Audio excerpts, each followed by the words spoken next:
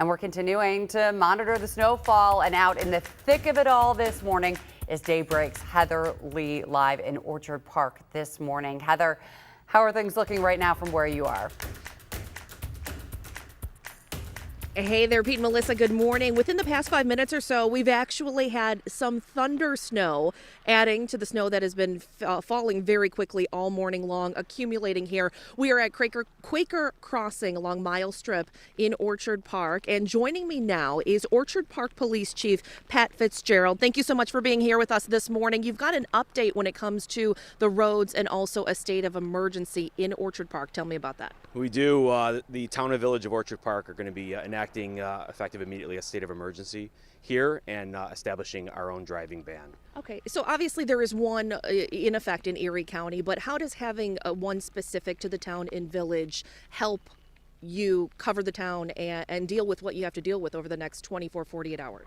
So we know the benefits and we know the effectiveness of having a driving ban, especially during circumstances like we're experiencing right now. So by having our own is helpful to us to be able to control the movement on the roads and allow our plow drivers to get out there and clear the roads and do so safely, and also reduce our call volume of our vehicles that are being involved in crashes and sliding off the road and things like that. All right, let's talk about your patrols. I know that you've got men and women on 12-hour shifts, 12 on, 12 off. How busy have they been, and what have they been dealing with over the night?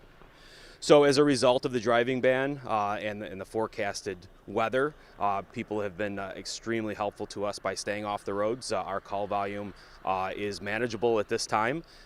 We do have additional officers that have been brought in that are working. We have additional staff in our 911 dispatch center that have been working throughout the night and will continue so throughout the weekend. And we talked yesterday a little bit about, we joked that it was an employee hotel because obviously one of the concerns is getting staff in and getting them home safely. We also just had a little bit of thunder snow again. You've got a special spot for people to make sure that they are safe and not driving themselves. So we do. You know, we learned a lot during the 2014 storm. Our ability with 12-hour rolling shifts to be able to get people into work and be able to get them back home safe. And it really doesn't make a lot of sense to take 2-3 hours to get somebody home and then have to try and get that next shift in. So we do have the ability to house our staff if we're unable to, because of weather conditions and call volume, be able to get them home and get them back. So we do have that set up. All right. And you talked about lessons learned from 2014 and Snowvember. You weren't in charge of the department at that time, but you were out on patrol and certainly learned a lot. Talk about the gates on the 219 and also those teams that were formed back then that you're bringing back if necessary now. Yeah, so based on our weather conditions and what we're going to have over the next 24 to 48 hours, we will be utilizing what we refer to as strike teams. So these are strategically placed teams. We've stressed right from the beginning through our planning and through our communication leading up to and during the event of the fact that we all need to work together. So we do form strike teams. These are groups of individuals that are dispatched to different calls throughout the town and the village. We know that it takes a long time at times based on the weather to get where we need to get.